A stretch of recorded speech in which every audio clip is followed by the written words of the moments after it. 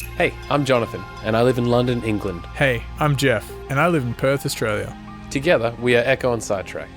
We produce music that sounds like this. And this.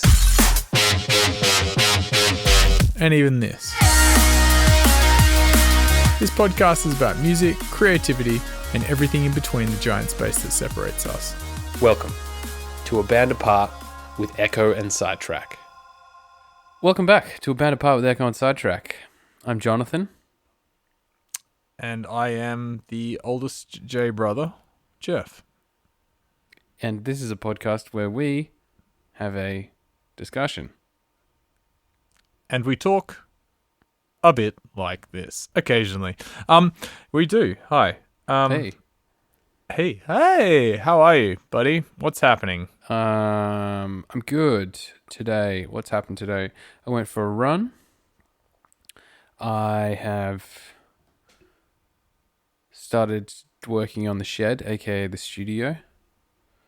Cleaning that out. What else have I done? I've done some... Because you've just moved house and you're going to turn the back shed into a new studio. Yes. Basically, I want to have a space to create in. I think that's really important. Like, I think we've discussed this before, how important it is to have like a dedicated space to work in. And so that's something that I've been missing while I've been in London. And it's coming up. It's coming up to like a year that I've been here. So it's nearly like a year without a dedicated studio space. I've just had the studio set up in my rooms.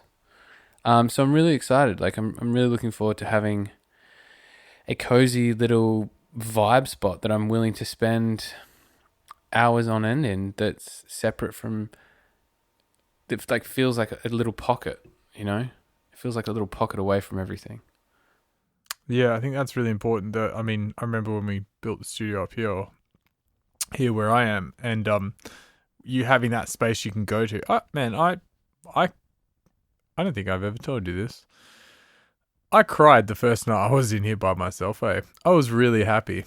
Really? It felt like the first night I came up here and just like turned everything on and everything was plugged in and we worked. There was a few tears because it was like, wow. For me, it was this kind of culmination of years of wanting a space, and for the first time my expectations were like met, kind of thing, like that, like, fuck, we've done it. Like, we've got this amazing spot that we can come to whenever we want and we can work in, and it's just for music, and like, this really feels like a really big step. Yeah. I remember you saying, like,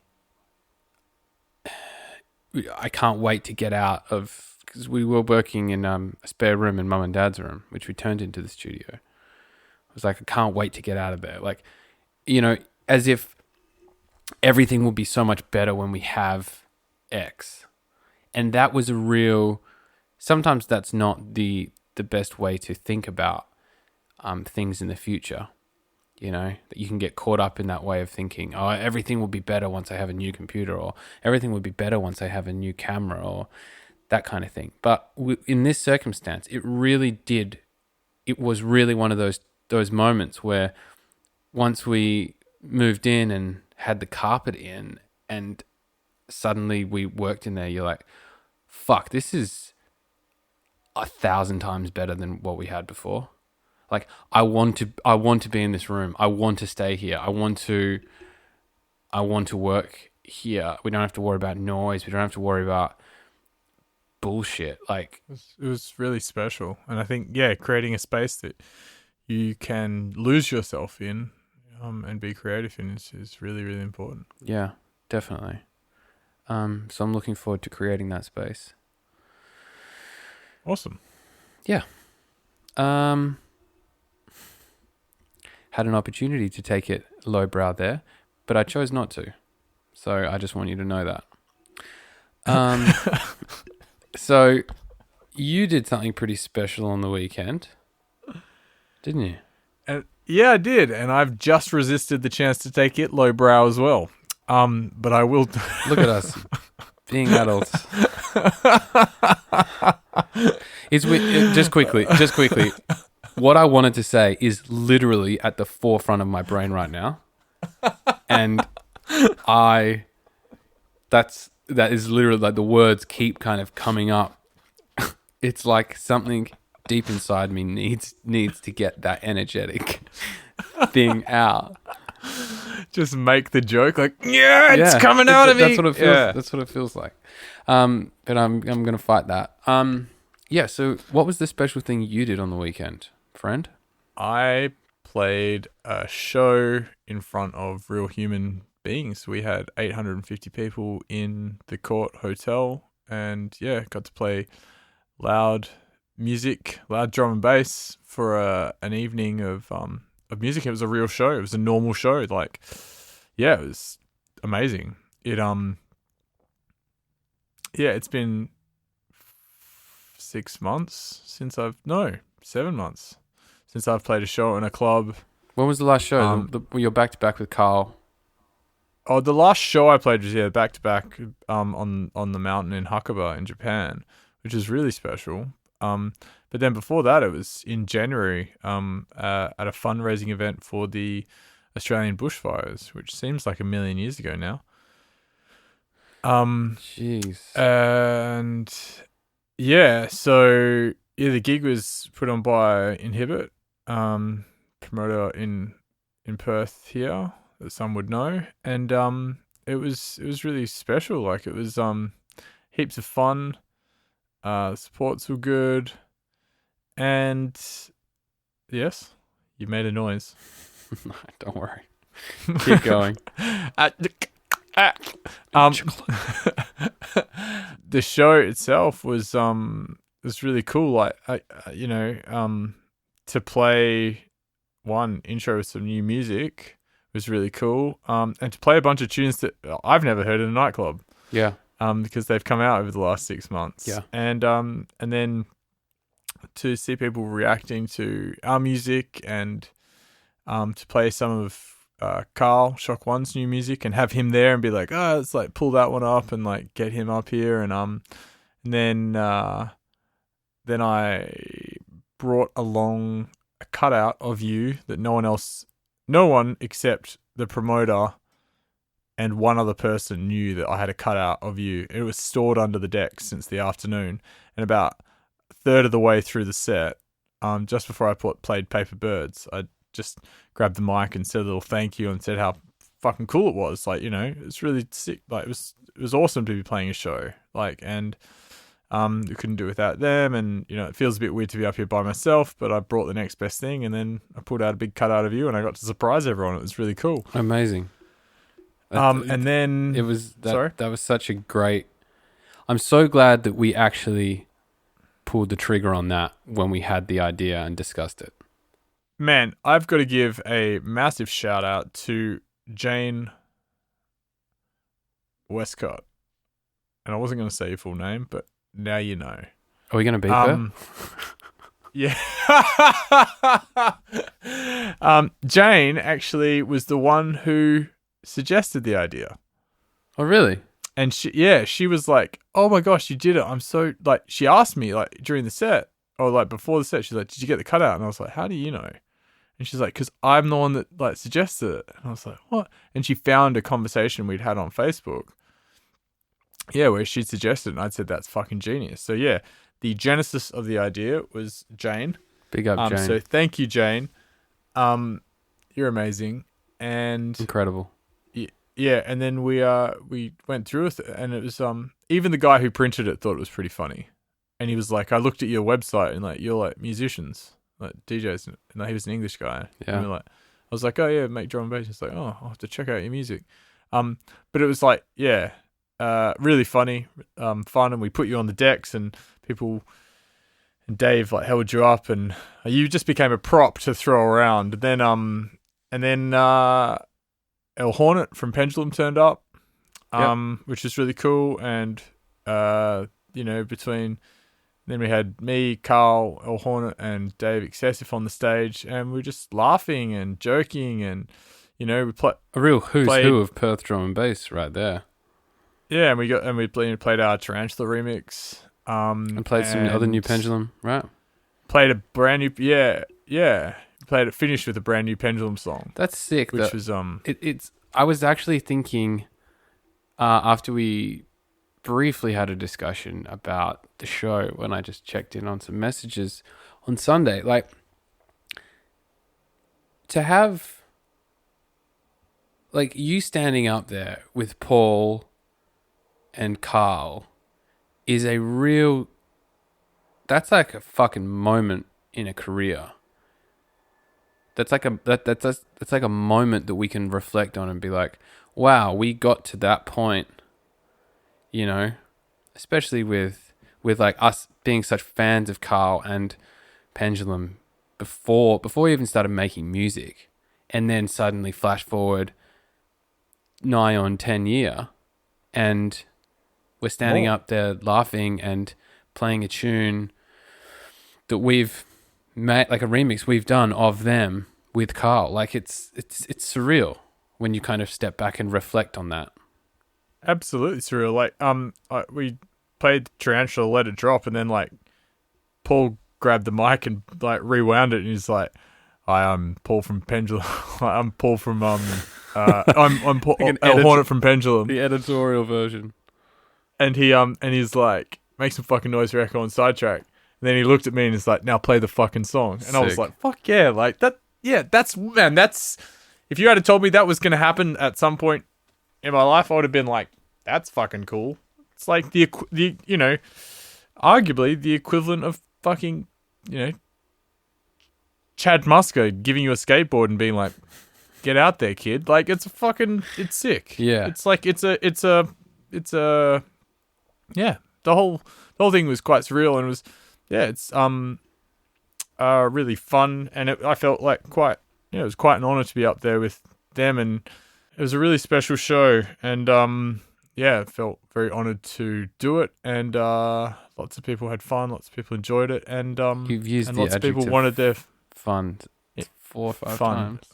It's really, really, really fun. Fun is such an asinine word to describe something. Ooh, asinine's a great word. Really, I had to dig myself out some way. It was really Enjoyable, exciting, exhilarating.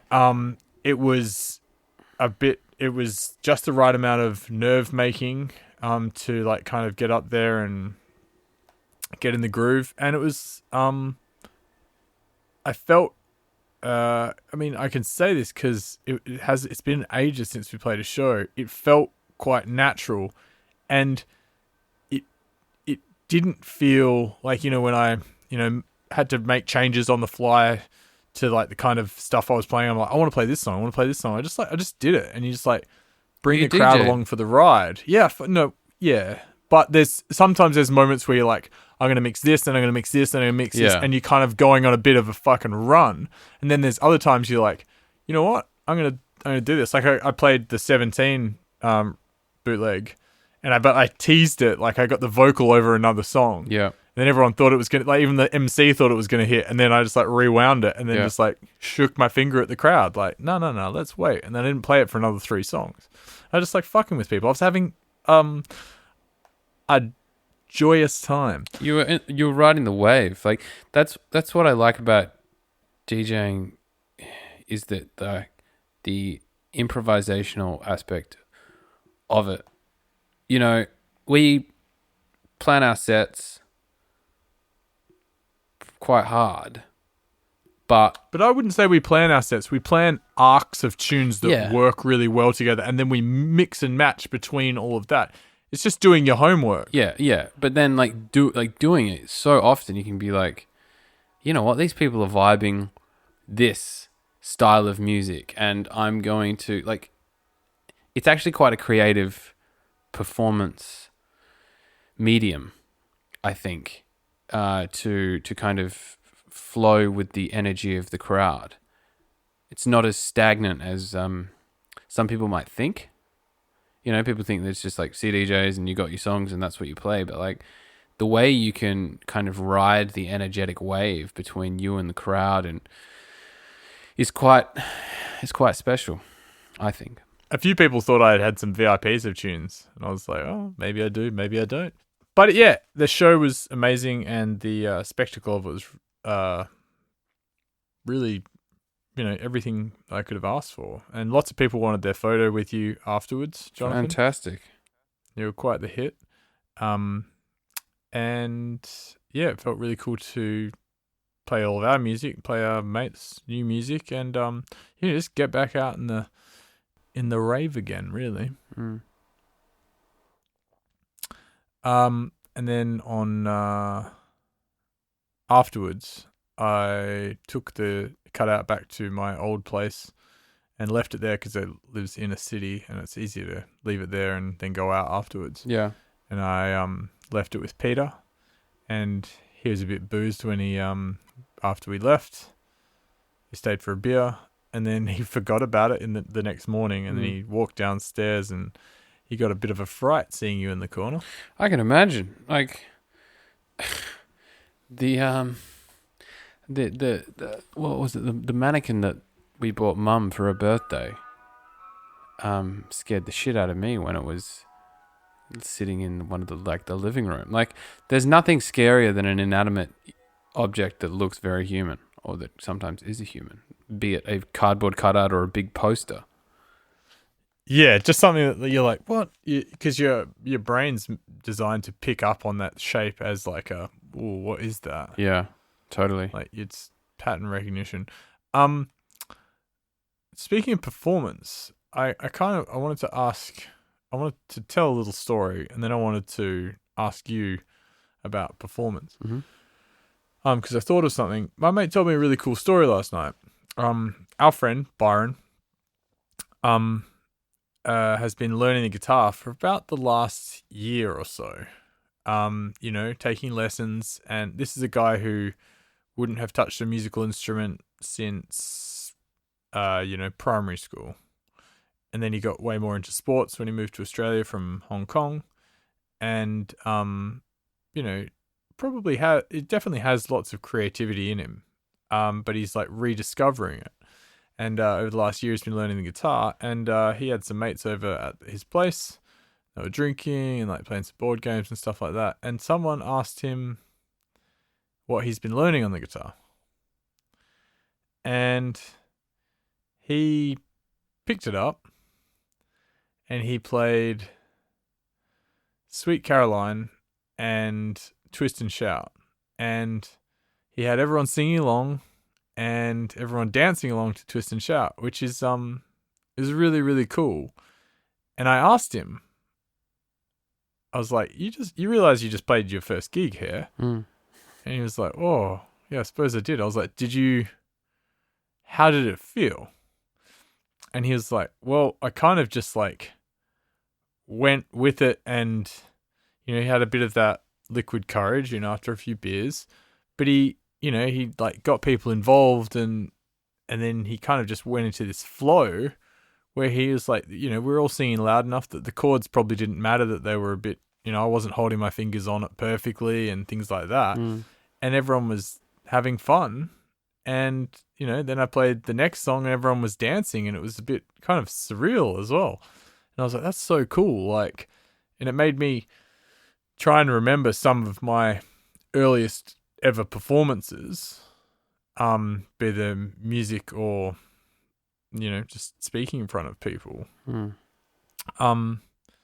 And I also, I wanted to ask you what one of your earliest memories of performance was, but also I gave him a lot of credit because I said it would have been quite easy in that moment when that person asked you what have you been learning the guitar, just to tell them, or when they said, oh, show us, just to say, oh, nah, it's, it's not the right time. And they probably would have asked once more, and then that would have been the end of it. But instead, he took the prompt from the universe and he went with it, and he had a full-on fucking life moment. And it just reminded me of some of those moments that we might back away from because we're a bit scared. Yeah. But really, we should go no, I'm going to go headway into this. This is an opportunity. And it just, again, reminds me of that, you rise to your expectations. You fall to your training, and I think fall to the level of your training. And I think, when you prepare for something, or you don't prepare, when you're prepared, you can act on something like that. And I said, it was like, it's really cool that you did that, because now you've done that. You can do it again at some point, and you're kind of a little bit more motivation to learn some more songs, and it's kind of fun. You've got this thing in your back pocket that you can do. Whereas if you had said no, you would have been thinking about, oh, could I have done it? Could I do this? Yeah. And then you might have tried to shoehorn it into another time people were together. Like, oh, I'll play it. How about I play a song? I've been learning this, and it just wouldn't have felt right and organic. And I think it was really pretty. Really cool little story. I think that's beautiful. I'll message him after this podcast and congratulate him, because I do think that kind of stuff's like, I've definitely been in some situations where you don't say yes, and just small things like maybe it's telling a story, or maybe it's just taking those opportunities to not do something, and you do think about it afterwards. You do think, well, maybe I could have done that. Maybe I could have made people laugh then, or maybe that was a good opportunity to show people something, like whatever. Your mind went somewhere dirty, I know that.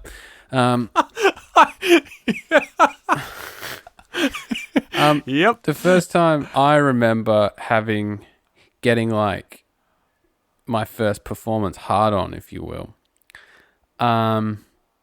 sure, was I had to play drums for something in primary school. It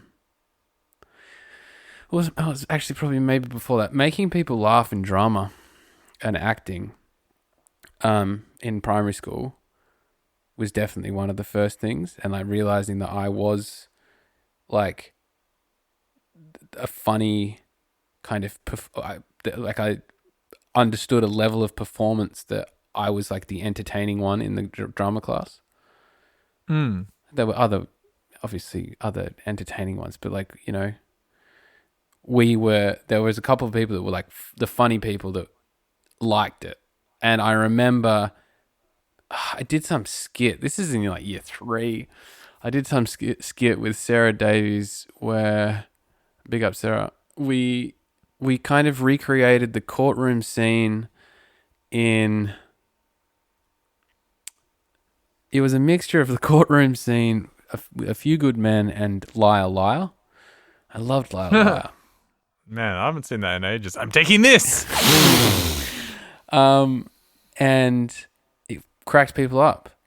And I remember afterwards being like, we did that thing. And then for music, it was probably, taking my drum kit into primary school. I had to do a drum solo for like a school play or something like that. And I remember I remember you taking the drums to school, yeah. Yeah, and I like practiced. I got like some extra time after class to practice in the basketball courts. And I swear I did a little talk and was like, this is my drum kit. Half of it I got from my brother. And then I did like a drum solo in front of the class. And being Sick. like, I felt like a rock star kind of thing. And then flash forward to joining, starting the band with James, Mark, and Andrew. Being in year 9 and being a little cute, chubby 14-year-old going to a 16-year-old people's party, and we did our first gig. And we played. There was like 80 people there. We were drinking. That was one of the first times that I got super, super drunk. And I was like the child bride of the whole party, because I was this like cute little kid that was 2 years younger than everyone else, but I fucking smashed it on the drums, and people were like, you guys are fucking sick, but like that kid what's he doing? And I'd probably smoke a cigarette, and people would be like, what the fuck is that kid trying to do? Like, How old is that? He's 40. I think I remember like performing, man, drumming to like a Blink song. What one would it have been? Like Going away to college. like Every Time I Look for You, and like we played a Lost Prophet song, we played a Used song, we played Anthem by Good Charlotte. Like it was just sick, and playing and performing, and then afterwards seeing in people's eyes that they were like, that was genuinely impressive, and I cannot do that, but you just did that. Yeah. Fuck, I haven't thought about that for a while. No, go on. Keep talking. That just performing and doing something is like a bit of a specific talent as well. Like playing a musical instrument, that's something that not a lot of people can do unless you associate with like a bunch of musicians. And it's different from DJing because it's like someone can look at DJing and go, I think I could do that. But you can't look at someone on a piano. Someone busts out some mad shit on a piano, and no one's being like, I reckon I could do that. It's like, it's genuinely like, I don't know how you do that thing. It's also like, you know, when you performed, this is way before kind of mainstream DJ culture. So like the act of someone having a DJ at their party was like, Oh no, I didn't. I didn't DJ at the party. I know you didn't DJ at the party. What I'm saying is like a band is like way more impressive. Yeah, and even a DJ is impressive, but that was not common either. So like if a DJ was uncommon, having a band was even more uncommon, and then seeing a good band that could nail it, it was sick. Like, yeah. do you reckon would you mark that as a turning point in your life that you said, I think I would like to do something in the performance realm? Yeah, I think probably more so primary school was when I had the thought, like, you know that part of me wanted to be an actor for a while. And a stuntman. And then I realized that being a stuntman, if you can't ollie comfortably on a skateboard when you're 13, you're never going to be a stuntman. You know, if you're afraid to ollie onto a box or something, like you're not going to be willing to jump off a 30-foot, a 10-story building, like create that shot. Yeah. But yeah, I think probably the idea was formed in primary school, but then performing, definitely doing the party, and then we played a couple of other parties. Doing that was like, if this could happen, that was when musical performance became a more of a fire in my brain and my heart. And I think probably doing acting in high school and doing a couple of productions, school productions, and the school drama, that was fun, but that kind of made me think I don't love acting. Like, I like acting. I'm willing to act. In fact, I'd like to do more acting, but to pursue it as a career, you need to fucking love it.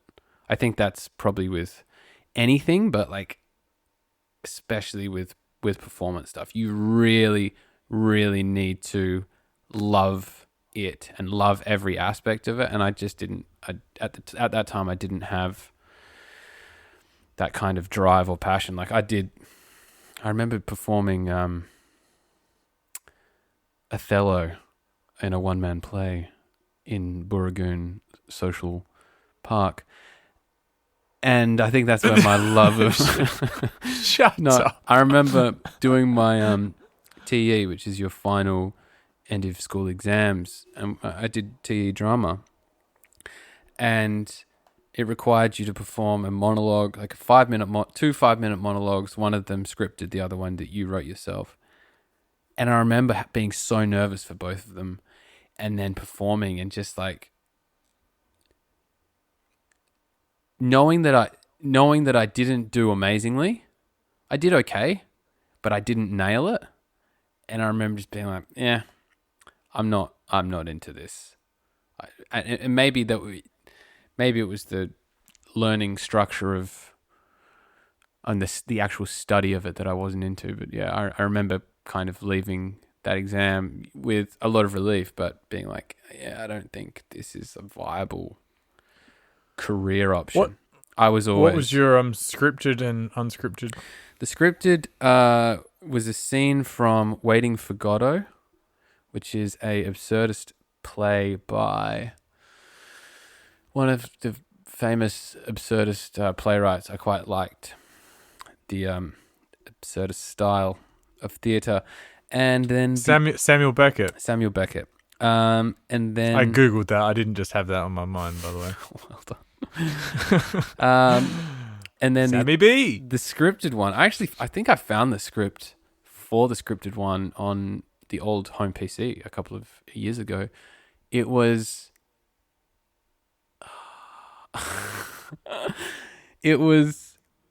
I remember the first line of it was like, the smoke dances in the light. And I was this I think I was like a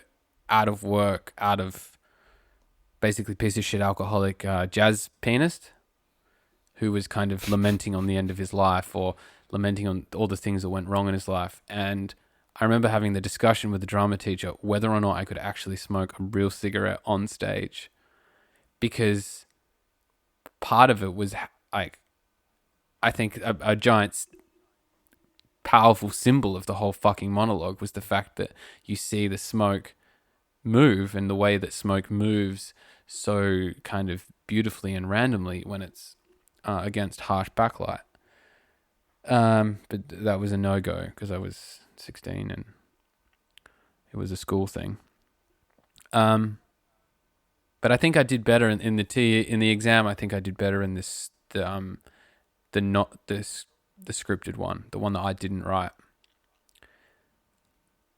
I mean, you're a 16-year-old child. Like, writing is difficult, let alone writing and then performing. Yeah. So I think it sounds like you did really well. It's a pretty strong script. But yeah, it was good. Performing's fun, man. Like, performing's, it really is like a drug. Like, you, even after playing the live stream at Josh's a couple of weeks ago, doing that was like, oh yes, I want to do this again. How can I do this again? So we might have to cut this one a little short, Jeff, because of some stuff I've got to do this afternoon. But I'm aware that you kind of heard my story and my answer to your question. So how about next week we kick things off with you telling me the story of your first performance, Hard-on. Yeah. So yeah, sounds good. It's funny actually, the things as you're telling that story and those stories, some of the moments come back to me and I'm like, whoa, like, that is that when, this whole thing started, or like, performing, it's a similar thing, like, primary school and, making people laugh and then be able to make the teacher laugh as well. Yeah. And and then being like, knowing to yourself that you could say something and people will laugh and the teacher will laugh. When someone else would say something, the teacher would tell them to be quiet and they might get kicked out or something. Yeah. I don't know. Little moments. Yeah, but I can, I'll try and think of a few. It's funny, actually.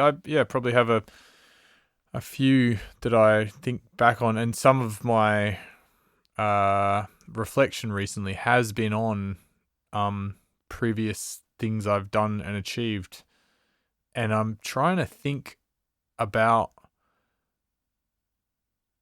where I get my drive, but also where I get some of my self-talk from. Yeah.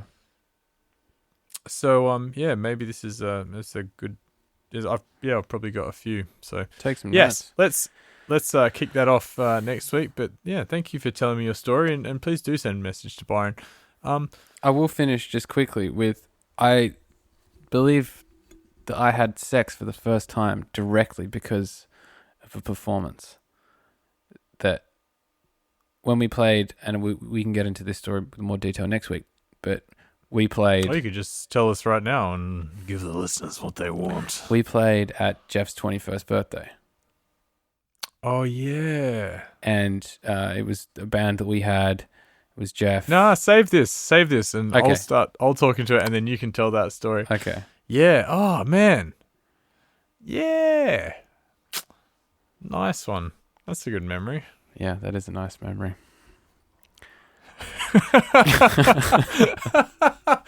All right, buddy. I'm gonna let you go. I love you. I love you too, man. and Well done. You smashed it on the weekend. My people were messaging me and taking photos and sending me videos while you were actually playing, and it made me feel homesick and a bit upset that I couldn't be there to perform with you, but it filled me with pride seeing you up there smashing it. Awesome. I will tell you though, Jono, I did hear your voice in my head a few times being like, do this, like, play that, like, you know. So, like, all your chat up there when we play together, it definitely rubs off on me.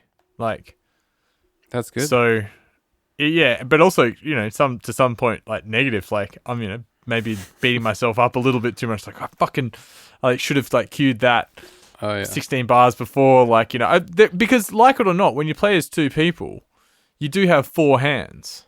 When you play as one person, some of your, you know, you're just a little bit behind the eight ball, especially if you're trying some of the, like, kind of more complicated things and maybe not as organized as some other DJs are with their cue points and other things. But yeah, it felt really good coming out of the hand, and I can't wait to do it again soon.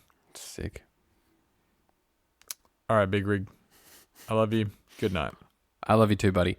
Have a great day. Thanks for listening to this week's podcast. Make sure you subscribe to us on your podcast app and keep up to date with all new episodes. They're going to be coming out once a week. We are Ekko and Sidetrack on Facebook and Instagram. On Twitter, we are Ekko Sidetrack. Go listen to our music on Spotify, Apple Music, Tidal, YouTube, or wherever your ears consume happiness. Lots of love, people.